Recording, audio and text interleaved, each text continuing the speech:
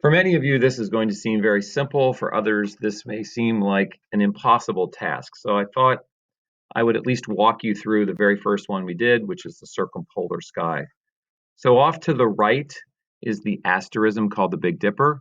Just a reminder that this is part of the constellation called Ursa Major.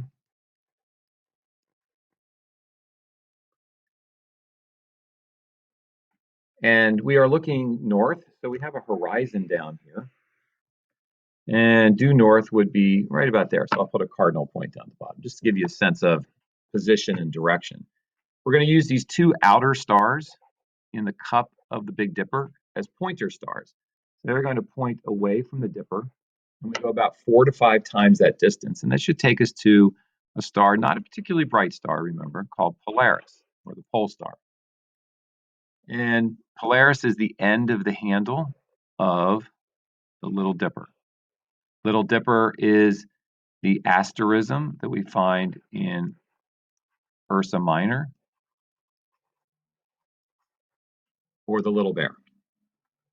If we continue past Polaris, we run into a star that forms the tip or the rooftop of sort of a house-shaped structure. And this is Cephas the King.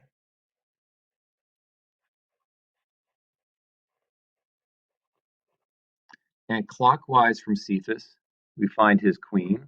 Looks like a kind of a W in the sky. And this is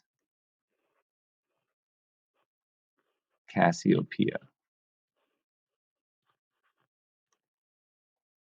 And then there's one more circumpolar constellation. On the way to Polaris from the Big Dipper, we come very close to, if not pass directly over top of a star right here, which is the tip of the tail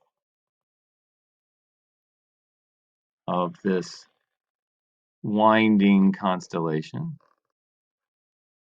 And this is Draco the Dragon.